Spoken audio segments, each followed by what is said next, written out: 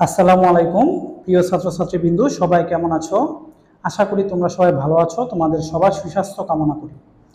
আমি মোহাম্মদ সাইদুর রহমান। আজকে আমি তোমাদের রসায়ন দ্বিতীয় পত্র সেকেন্ড অধ্যায় অর্গানিক কেমিস্ট্রির একটা টপিক মার্কনিক বৃত্তি, এই টপিকটা আজকে আমি তোমাদের বুঝাবো।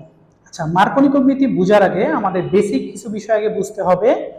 একটা হচ্ছে অপ্রতিসম যৌগ কি, প্রতিসম যৌগ কি। আচ্ছা, এখন দেখো আমরা কিছু এক্সাম্পল নিচে দিচ্ছি। যেমন প্রথম যে যৌগটা আমরা যদি চিন্তা করি CH3CH ডাবল বন্ড CH2। আচ্ছা, এই যৌগটাকে আমি যদি এই দ্বিবন্ধন বরাবর আলাদা করি, তাহলে এক পাশে CH3CH থাকবে, আরেক পাশে থাকবে CH2 অংশ। অর্থাৎ দ্বিবন্ধনের উভয় পাশে কিন্তু একই ধরনের অংশ নাই, ভিন্ন ভিন্ন ধরনের অংশ রয়েছে। এই ধরনের যৌগকে বলা হয় অপ্রতিসম যৌগ। সেম ভাবে আমি নিচে আরো একটা এক্সাম্পল দিছি। এই ডাবল বন্ড বরাবর যদি আমি আলাদা করি, তাহলে ডাবল বন্ডের উভয় পাশে ভিন্ন ভিন্ন অংশ থাকে। এই ধরনের যৌগকে বলা হয় অপ্রতিসম যৌগ। আর আমরা এই যৌগটা যদি দেখি, আমরা যদি এই যৌগটাকে ডাবল বন্ড বরাবর আলাদা করা হয়, তাহলে দেখো ডাবল বন্ডের উভয় পাশে কিন্তু একই ধরনের অংশ থাকে। CH3CH অংশ, এই পাশেও কিন্তু CH3CH অংশ। এই ধরনের যৌগকে বলা হয় প্রতিসম যৌগ। সেম ভাবে নিচে আরো একটা যৌগ দেওয়া হয়েছে, এটাও কি একটা প্রতিসম যৌগ। আচ্ছা, তাইলে ডাবল বন্ডের উভয় পাশে যদি একই ধরনের অংশ থাকে, তাহলে এটা হচ্ছে প্রতিসম যৌগ, আর যদি ভিন্ন ধরনের অংশ থাকে এটা হচ্ছে অপ্রতিসম যৌগ। আচ্ছা, আমরা প্রতিসম অপ্রতিসম যে এক্সাম্পল গুলো নিছি, প্রত্যেকটাতে কিন্তু কার্বন কার্বন দ্বিবন্ধন রয়েছে। আমরা জানি কার্বন কার্বন দ্বিবন্ধন থাকলে এই যৌগটা হচ্ছে অসম্পৃক্ত যৌগ। তার মানে এই যৌগসমূহ অপ্রতিসম অসম্পৃক্ত, আর এই যৌগসমূহ হচ্ছে প্রতিসম অসম্পৃক্ত। আচ্ছা, নিচে আমরা আরো কিছু এক্সাম্পল দেখবো, যেমন হাইড্রোক্লোরিক অ্যাসিড। আচ্ছা, হাইড্রোক্লোরিক অ্যাসিডের বন্ড বরাবর যদি আলাদা করা হয়, এক পাশে থাকে হাইড্রোজেন, আরেক পাশে থাকে ক্লোরিন। তার মানে এই যৌগটাও কিন্তু একটা অপ্রতিসম যৌগ। এই জায়গায় অনেকগুলো যৌগ ব্যবহার করা হয়েছে যেগুলো অপ্রতিসম যৌগ।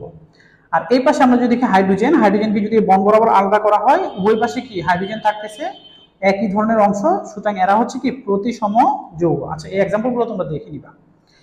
আর এই অপ্রতিসম যে যৌগগুলো দেখতেছি, যেমন হাইড্রোক্লোরিক অ্যাসিড, এর মধ্যে ক্লোরিনের তড়িৎ ঋণাত্মকতা অবশ্যই কি হাইড্রোজেন অপেক্ষা বেশি, তাই ক্লোরিন হবে কি আংশিক ঋণাত্মক এবং হাইড্রোজেন হবে কি আংশিক ধনাত্মক।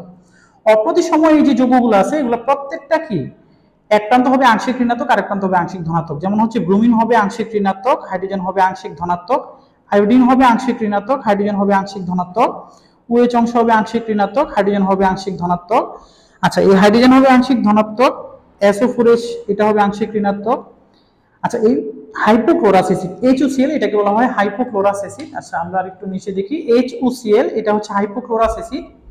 এই হাইপোক্লোরাস অ্যাসিডের অক্সিজেনের তড়িৎ ঋণাত্মকতা ক্লোরিন অপেক্ষা বেশি, এই কারণে এটা হবে আংশিক ঋণাত্মক, এটা হবে ক্লোরিন অংশ হবে আংশিক ধনাত্মক। এই ক্ষেত্রে ব্রোমিন অংশ হবে আংশিক ঋণাত্মক, আর OH অংশ হবে আংশিক ব্রোমিন অংশ আংশিক ধনাত্মক, আর OH অংশ হবে আংশিক ঋণাত্মক। আচ্ছা, এই হাইপোক্লোরাস অ্যাসিড কোনো যৌগে ব্যবহার করা হলে সরাসরি হাইপোক্লোরাস অ্যাসিড থাকবে না, এই জায়গায় পানি আর ক্লোরিন দেওয়া থাকবে। তুমি বুঝতে হবে এই জায়গা থেকে হাইপোক্লোরাস অ্যাসিড উৎপন্ন হয়। সেম ভাবে হাইপোব্রোমাস অ্যাসিডের ক্ষেত্রেও কি পানি আর ব্রোমিন দেওয়া থাকবে, এই জায়গা থেকে হাইপোব্রোমাস অ্যাসিড উৎপন্ন হবে।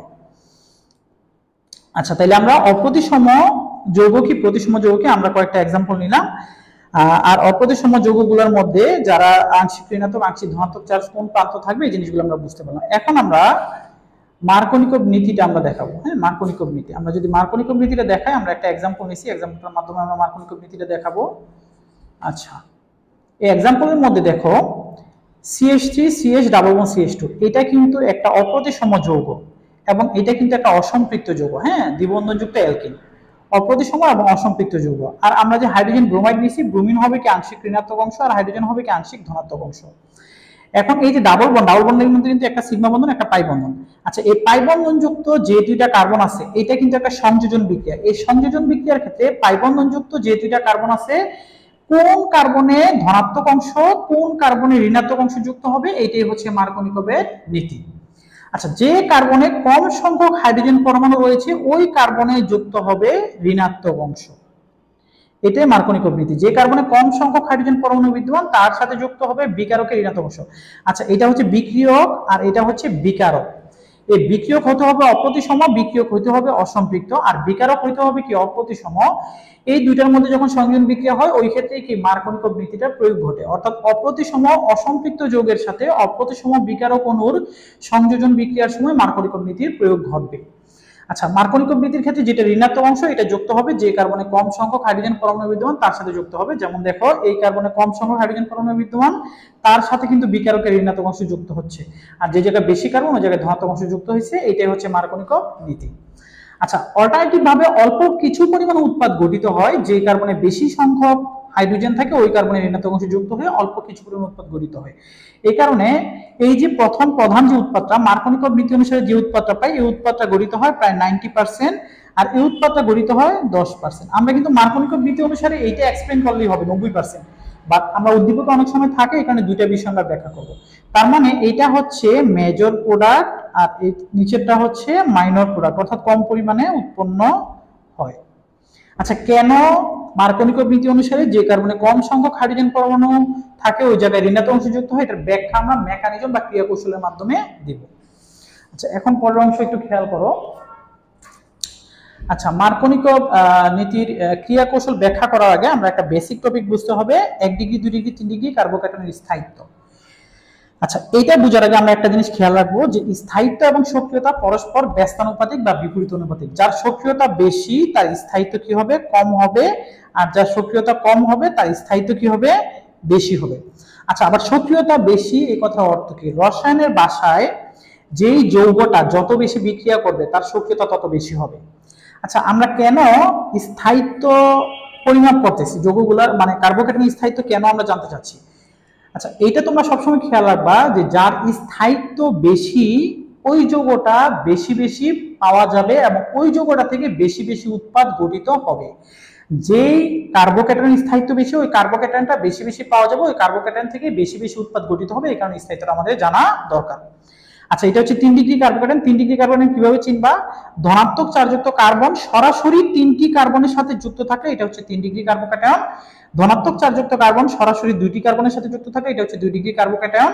ধনাত্মক চার্জযুক্ত কার্বন সরাসরি 1টি কার্বনের সাথে যুক্ত থাকে, এটা হচ্ছে 1 ডিগ্রি কার্বোক্যাটায়ন। এদিকে আরো কার্বন থাকতে পারে, যেমন আরো একটা एग्जांपल আমি দেখাই। যদি দেখাই CH3 bond CH2 bond CH2 plus, এটাও কিন্তু 1 ডিগ্রি কার্বোক্যাটায়ন, কারণ ধনাত্মক চার্জযুক্ত কার্বন সরাসরি একটি কার্বনের সাথে যুক্ত।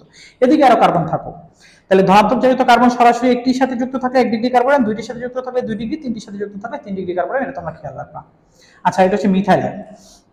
এখন দেখো এই CH3 গ্রুপটা হচ্ছে ইলেকট্রন দাতা গ্রুপ, সে ইলেকট্রন দান করে, ঠিক আছে? সবসময় খেয়াল রাখবা CH3 গ্রুপ বা অ্যালকাইল গ্রুপ হচ্ছে ইলেকট্রন দাতা গ্রুপ, সে ইলেকট্রন দান করে।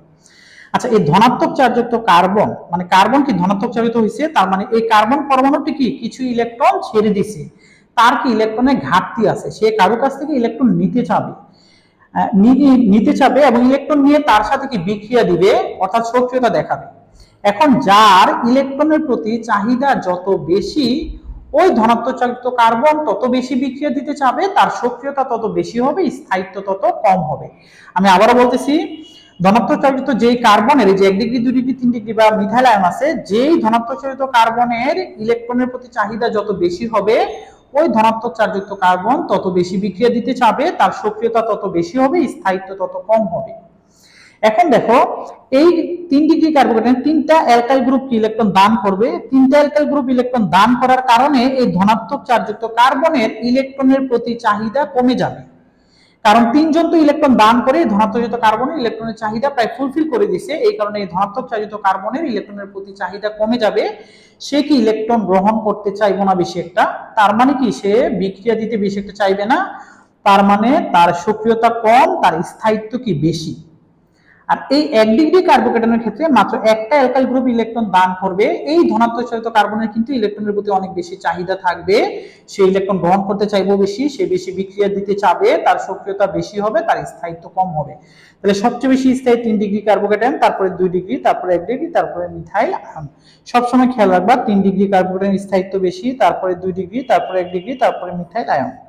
এই বিষয়টা আমাদের বেসিক বিষয় কাজে লাগবে মেকানিজম বোঝানোর সময়। এখন আমরা মেকানিজমটা ক্রিয়া কৌশল বিষয়টা আমরা দেখব, মার্কনিক নীতি ক্রিয়া কৌশল। আচ্ছা, প্রথমে কি হয়, হাইড্রোজেন ব্রোমাইড ভেঙে H+ আর Br- আয়ন উৎপন্ন হয়। দ্বিতীয় ধাপে কি হবে দেখো, এই H+ আয়ন এই CH3CH CH2 এই যে মূল যে যৌগ, এই যৌগের সাথে H+ আয়ন যুক্ত হবে, যুক্ত হয়ে দুইটা কার্বোক্যাটায়ন উৎপন্ন হতে পারে। এই H+ আয়ন তো ইলেকট্রোফাইল হিসেবে আচরণ করবে, সে ইলেকট্রনের প্রতি আকর্ষণ প্রকাশ করবে এবং বিক্রিয়াকালে ইলেকট্রন গ্রহণ করবে। সে এই পাই বন্ধন ইলেকট্রনগুলোকে আকর্ষণ করবে, আকর্ষণ করে পাই বন্ধনগুলো গ্রহণ করে সে বন্ধন গঠন করবে।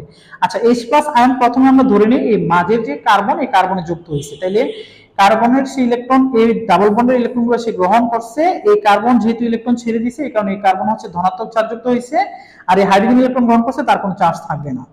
আচ্ছা, এখন এই ধনাত্মক চালিত কার্বন সরাসরি একটি কার্বনের সাথে যুক্ত, এই কারণে 1 ডিগ্রি কার্বোকেটান। এই ক্ষেত্রে এই জায়গায় যুক্ত হয়েছে, যেহেতু ধনাত্মক চালিত কার্বন, এই ক্ষেত্রে 2টি কার্বনের সাথে যুক্ত, এটা হচ্ছে 2 ডিগ্রি কার্বোকেটান।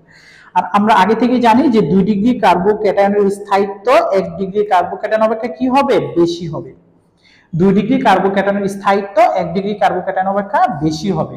তাহলে আমরা জানি যার স্থায়িত্ব বেশি ওইটা থেকে কি বেশি পরিমাণে উৎপাদ গঠিত হবে, যেটার স্থায়িত্ব বেশি ওইটা থেকে বেশি পরিমাণে উৎপাদ গঠিত হবে। তাহলে যেহেতু 2 ডিগ্রি কার্বোকেটানের স্থায়িত্ব বেশি, তাহলে 2 ডিগ্রি কার্বোকেটান থেকে কি বেশি পরিমাণে উৎপাদ গঠিত হবে। এই ক্ষেত্রে দেখো এই যে এটা কি ধনাত্মক কার্বন সরাসরি 2টি কার্বনের সাথে যুক্ত, এটা 2 ডিগ্রি কার্বোকেটান, এটা থেকে বেশি পরিমাণে উৎপাদ গঠিত হবে। তার মানে এই যে ধনাত্মক কার্বন, এটার সাথে ঋণাত্মক চার্জযুক্ত ব্রোমিন মাইনাস যুক্ত হয়ে এই যে উৎপাদ গঠিত হবে, এবং এটা হবে কি 90% উৎপন্ন হবে। এটাই হবে কি মেজর প্রোডাক্ট, মানে মার্কোনিকের নীতি অনুসারে এটাই কি গঠিত হয়। তাহলে বুঝতে পারছো কেন, কারণ দ্বিতীয় ধাপে কি H+ যুক্ত হয়ে 1 ডিগ্রি কার্বোকেটান 2 ডিগ্রি কার্বোকেটান উৎপন্ন হয়, আর আমরা জানি 2 ডিগ্রি কার্বোকেটানের স্থায়িত্ব 1 ডিগ্রি চেয়ে বেশি, তাই 2 ডিগ্রি কার্বোকেটান থেকে 90% উৎপাদ অথবা মেজর প্রোডাক্ট উৎপন্ন হয়, আর 1 ডিগ্রি কার্বোকেটান থেকে 10% মাইনর প্রোডাক্ট উৎপন্ন হয়। এই ক্ষেত্রে ধনাত্মক কার্বন সরাসরি একটি কার্বনের সাথে যুক্ত, এই কারণে এটা 1 ডিগ্রি কার্বোকেটান, এবং ধনাত্মক কার্বনের সাথে ব্রোমিন মাইনাস যুক্ত হয়ে উৎপাদ গঠিত হবে, এটা হবে মাইনর প্রোডাক্ট। তাহলে মার্কোনি প্রবৃত্তির মূল যে ফ্যাক্টরটা হচ্ছে যে H+ যখন যুক্ত হয়, যুক্ত হওয়ার পরে 1 ডিগ্রি কার্বোকেটান এবং 2 ডিগ্রি কার্বোকেটান উৎপন্ন হয়। আমরা জানি 2 ডিগ্রি কার্বোকেটানের স্থায়িত্ব কি বেশি হয়, আর যার স্থায়িত্ব বেশি আমরা আগেই বলেছি যে যার স্থায়িত্ব বেশি ওইটা বেশি বেশি পাওয়া যাবে, ওইটা থেকে বেশি বেশি উৎপাদ গঠিত হবে। তাই 2 ডিগ্রি কার্বোকেটান থেকে বেশি বেশি উৎপাদ গঠিত হয়, অর্থাৎ 90% উৎপাদ গঠিত হয়। এটা হচ্ছে মেজর প্রোডাক্ট, এটা মার্কোনি প্রবৃত্তি অনুসারে উৎপন্ন হয়। আজকে এতটুকুই থাকবে। আমি মার্কোনি প্রবৃত্তির আরো একটা ব্যতিক্রমী যে প্রবলেমগুলো আছে, ব্যতিক্রমী প্রবলেমগুলো সলভ করবো, আর একটা সেকেন্ড ভিডিওতে ওই প্রবলেমগুলো থাকবে।